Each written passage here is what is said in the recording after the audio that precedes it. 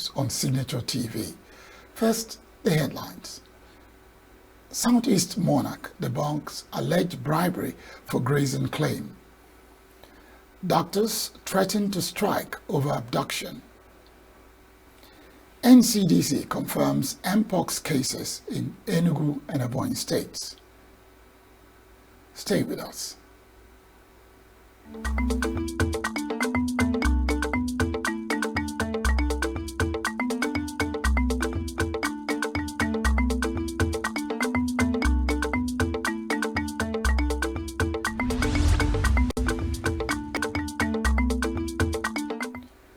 The chairman of the Imo State Council of Traditional Rulers, Ndieze, Eze Okeke, has debunked the rumor on social media alleging that traditional rulers from the Southeast region are involved in collecting bribes from Fulani herdsmen to allow them graze their cattle freely in the region. Eze said in a statement that he was compelled to react to the allegation following what he said was a dangerous and highly destructive misinformation that filtered into the media space through a TikTok social media content. The rumor, he said, was orchestrated by a Fulani herdsman who alleged that the herders have always paid huge sums of money to both traditional rulers before they gain access to their forests to graze their cattle whenever they plan to stay over a longer period of time, stretching to months. The royal father said he decided to react to the issue considering the danger, tension, and mutual distrust such statements might cause in the already tense communities against the traditional rulers. He maintains that while he does not intend to outrightly dismiss vital and sensitive issues that may be contained in the allegation, it is also very expedient and timely to challenge those who have any concrete evidence to prove the allegation. He called on the people of the Southeast to discountenance the allegation and shun such evil machinations being propelled to stir up animosity, violence, and unwarranted attacks against the traditional rulers. Still in Imo State, the failure of a Felix Madu-led town union to constitute a new executive for the expiration of their tenure is causing discontent in Idume Owa, Nambito, the local government area of Imo State.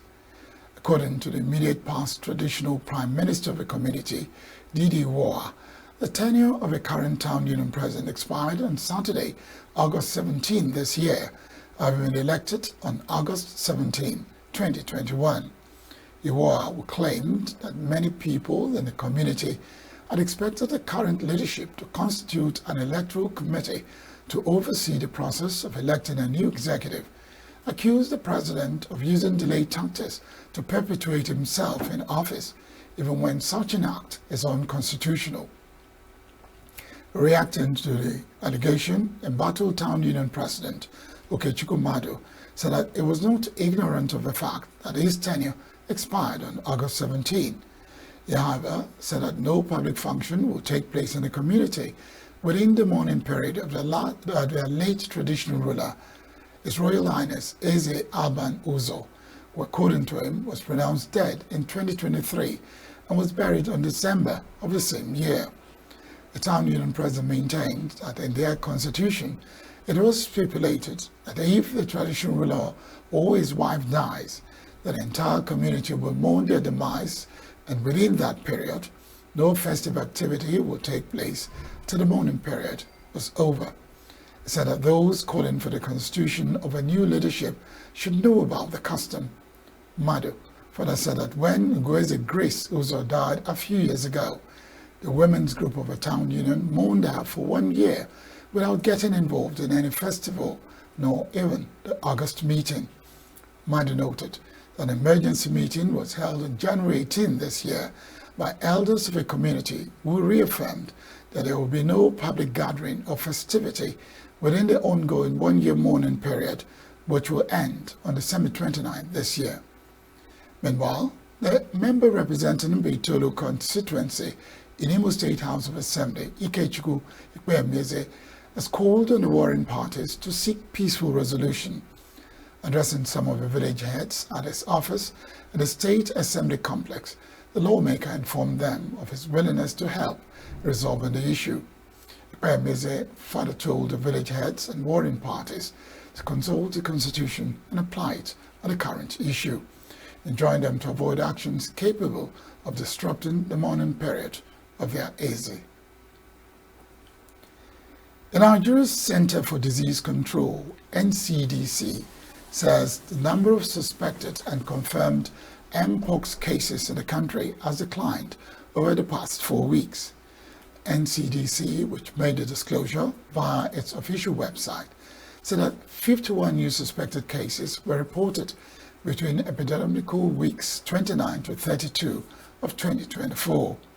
Agency said that the cases were recorded across 26 local government areas in 18 states, adding that out of the new suspected cases, 2 were confirmed positive, with 1 case each reported in Ebonyi and Enugu.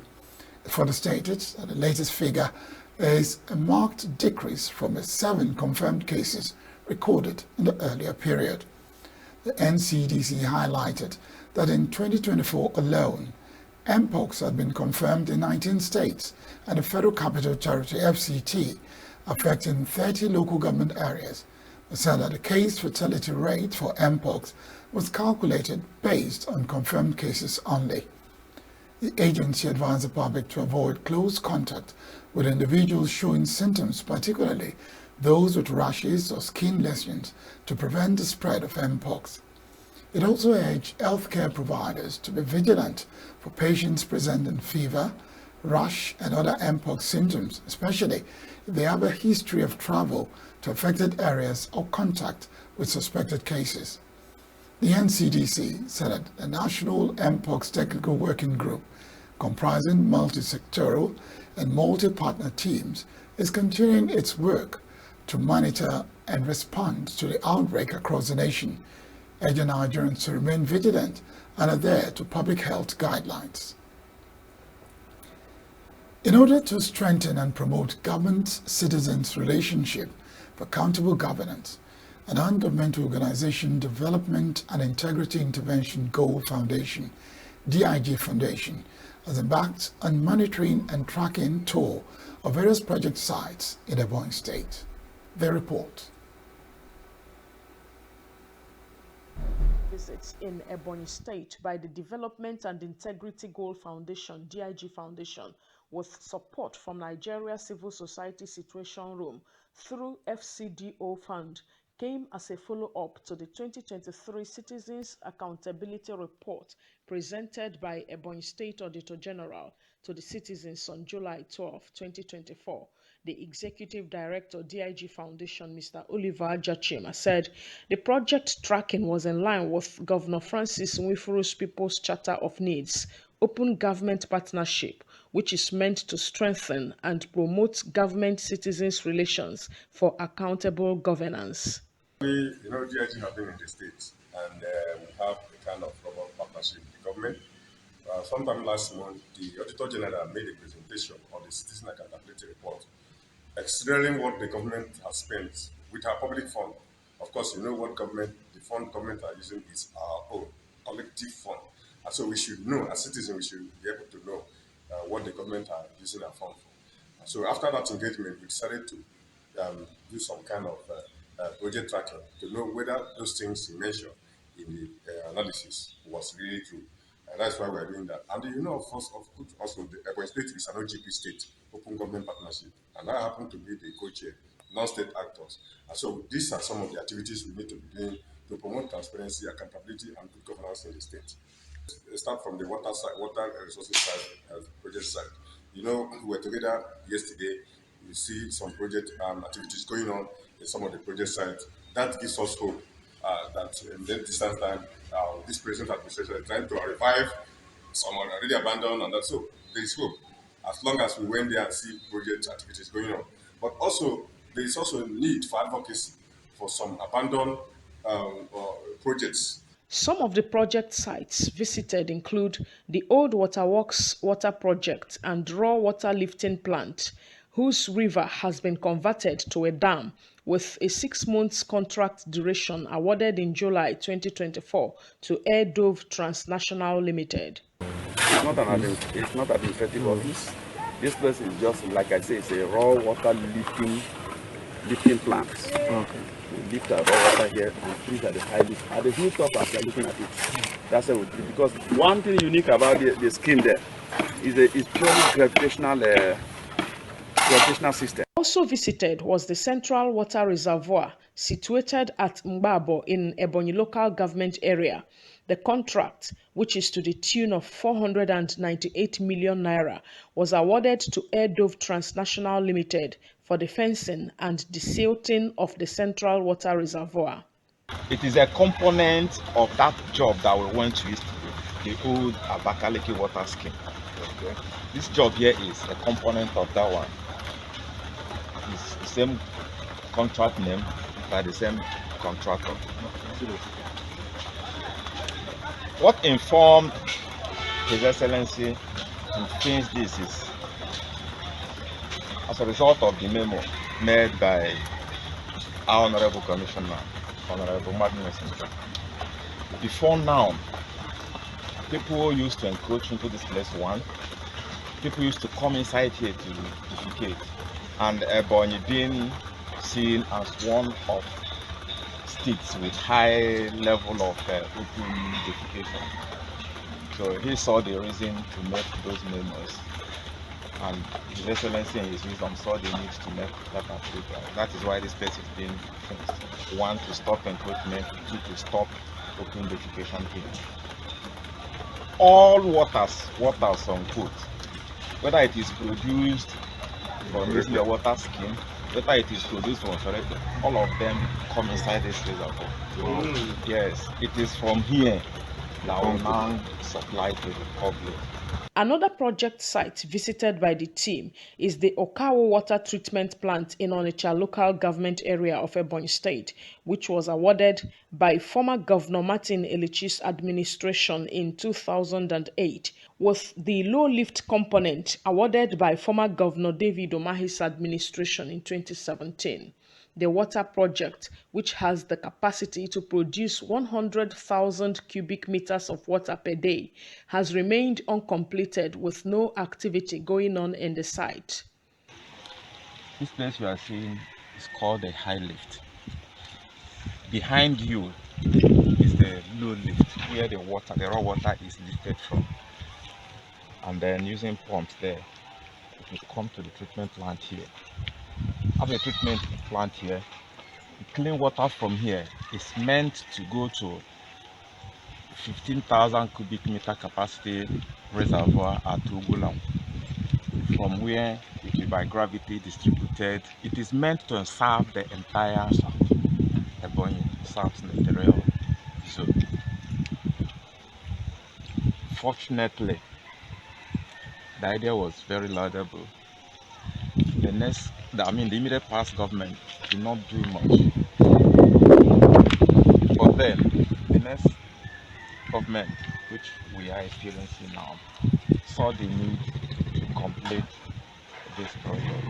At the Chuba Okadibo International Airport, Onueke, Ebonyi State, the project monitoring team discovered that the runway project of the airport, awarded in September 2023 to IDC Construction Company, has been completed, with contractors currently clearing from the site. Now is that this contract has been completed. As you can see, the runway has been asphalted. The marking has been done, which everything has been done. What they are doing now is clearing from the site. I mean the contractor now.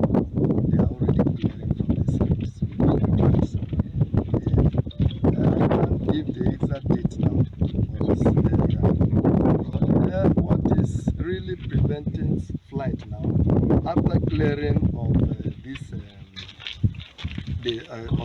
yes, now we have some other maintenances.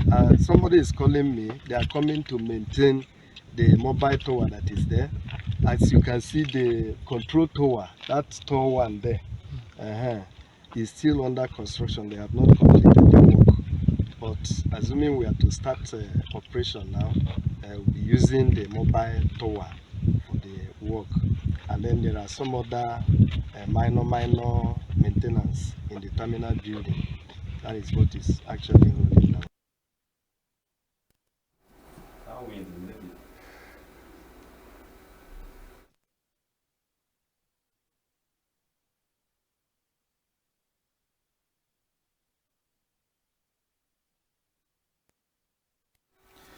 You're still watching Southeast News on Signature TV. You've heard that. I think that is one way of making government to be accountable.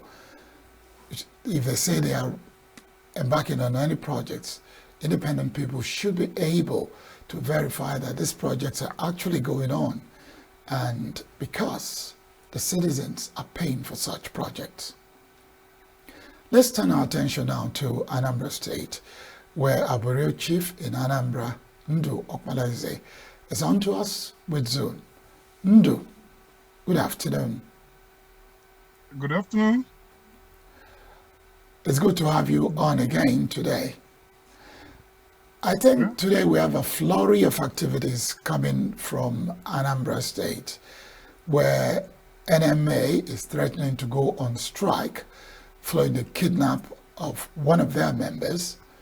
The stakeholders meeting of the opposition parties has ended.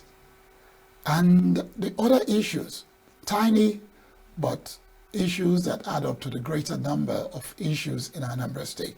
So, Ndu, where do we start from? Maybe we start with the stakeholders meeting because it just ended. All right, go ahead. Yes, the parties, it's IPAC meeting, that is Inter-Party Committee meeting with ANSEC. And it was a high tension packed meeting. Most of the party chieftains who spoke were so much annoyed by what they called a hushed atmosphere. They look at the timetable, September 28th timetable for election, as a hushed one. And they look at it as something that was already designed to make sure that the opposition parties fell. And most of them spoke. You needed to hear them speak. The spokesman of PDP, for instance, didn't believe that it was a serious thing. For him, he said both the government and the ruling party was taking the state for a ride, and that they will not take it. Then the Labour Party State Secretary, John Okoli Akrika Esquire, for him, it is either, he said they were ready for election, but that the Electoral Act must be obeyed to the letter. And for him, whatever amendments made by the state's legislature does not count insofar as there were some infractions to the electoral law. So that's that for him. And just so hold many it other there. parties. Ndu, just hold it there. You told me you have a video of him speaking, so let's hear that. Okay.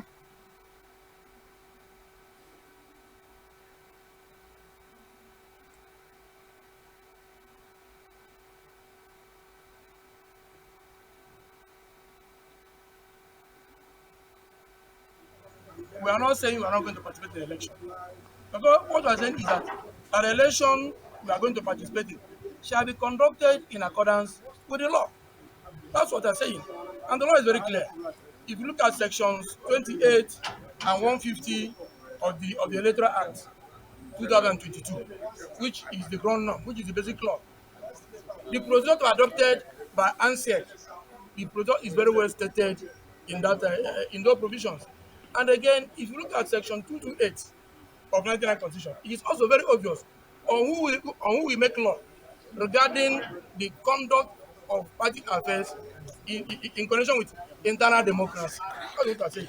But above all, we're also saying that the second schedule, part 2, item 11, is also very clear that it is the National Assembly that will legislate on matters relating to procedure of conduct of local election. And when you talk about procedure, Supreme Court had in 2002 and later in 2012 in cases of AG Abia State against AG Federation and the OCEC against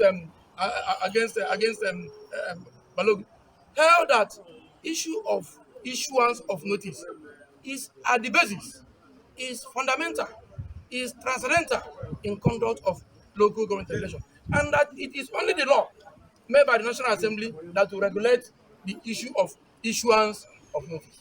So it is, with respect, grossly incompetent for the Anambra State House of Assembly to have purported to have legislated on notice of election. It is Section 28 of the Electoral Act that ought to regulate who issues election and the duration of the election. That ANSEC has failed to do. But I'm happy that after the fruitful interaction between the IPAC and the chairman of ANSEC, she agreed to go back and meet the governor. I only crave indulgence to summon the courage, to summon the unction to tell the governor the truth. That Indian Number are ready to participate in the election, and the election should be conducted in accordance with the requirements. So, Ndo, back to you, because that's the comment from the secretary of a Labour Party in Anambra State. So you were also going to talk about comment from other political parties that attended the stakeholders meeting. Yes, the state chairman of APC, Chibasi Lejidike, for him, all the parties needed more time for campaigns, conduct of their own primaries and then campaign. Because, he was very insistent on update of voters register. Because according to him, a lot of people have, since the last election, a lot of people have come of age, 18 years and above. And he said it would be a very big disservice to the youths who have come of age if they were not allowed to have their names in the register and also be able to cast their votes. So that was his own contention. Then the chairman of IPAC in the state, Chief Chigozie Igwe, the chairman of IPAC in the state, Chief Uche Ugwoji, he said the parties were ready, but the ANSEC has to go back to the drawing board, correct what they call perceived anomalies, and then that they will go on with the elections, because everybody in the state is eager to have the elections come on board. These are snapshots of people that spoke. Very many other people spoke, but they were all hammering on the same issues. And at the end of the day, the chairman of APGA, his own submission, Chief Ifat Obiokoye, was saying that not being ready for the elections is not the problem of ANSEC, neither the problem of government, but what he called inability of other party leaders to get their acts together. So he said his party, APGA, was ready for the elections, September 28th. And in her own summary, the chairman of ANSEC, Genevieve Osakwe, a magistrate, she was happy that the meeting held so that she could hear the people, without an intermediary. According to her, it was an eye-opener for her. So she heard them and promised them that the commission was going to look into the grievances or the inputs made by them with a view to coming out fine. But one big promise she said was that they were not going to go against the law, stipulations of the law in the conduct of the elections. That's exactly what happened. And before you know it, at the end of the day, they were happy, exchanged pleasantries, and took photographs, group photographs. That was how it happened. at the the ANSEC office in Awka here. In all that, are they going back or are they continuing with the threats to boycott the elections? Because if you listen to the LP secretary, he was saying the right thing has to be done. The right thing being done means that there should be an extension of the time before the election on September 28th. That's one leg. The other one is the fact that you mentioned ABGA is ready. Currently, you know that ABGA has two factions. So which of the factions is ready and which is the other faction that is not ready? Okay, that's another point there. One, the first one, what the parties were saying, it wasn't just LP. They were all saying that they were ready for the elections insofar as they were given enough time and all the infractions they have seen were all corrected. And it's a tall order. It's not something that will happen within a month or two or so. But they said they were ready to wait, that there's no need for hurry, according to them, their own understanding. What that means is that most of them are still threatening that they'll still go to court. Even as they were preparing for the elections, that they will still go to court. At the end of the day, that is the court that will determine who is right and who is wrong. Because all of them, all the parties are saying, quoting the law and saying they were right. For LP and others, they were quoting the National Assembly and the electoral law, while the ANSEC and APGA faction were also quoting the state law that just came into effect. So at the end of the day, but the most important thing is that the ANSEC chairman has said she was going to look into their input and at the end of the day come up with. So we want to wait for them and see what they will come up with. If at the end of the day they extend the election time and maybe fall in line with the other reasons they were given, I think there may not be need for going to court. But if anything falls short of that, they have promised that they will still go to court. Okay, let's now quickly turn our attention to, just yesterday, while talking about the local government elections in Anambra State, one of the issues that was raised was that of security. And remember, I asked you, we've been talking about insecurity in Anambra State, and NMA has threatened to go on strike if their member who was abducted is not released with a 48 hours timeline. How do we marry all this together? All right. If you remember last time, the NBA, Nigerian Bar Association, went on strike in the state. They embarked on a week-long protest for their members that were abducted, and one of their members that was abducted then was at Ihiala. So you have to know the genesis and the history. Ihiala happens to be one of the black spots of the state.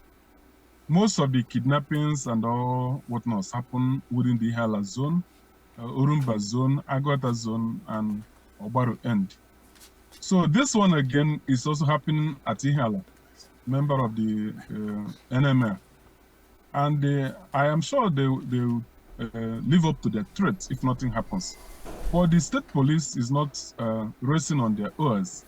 The police public relations officer, SP Ikenga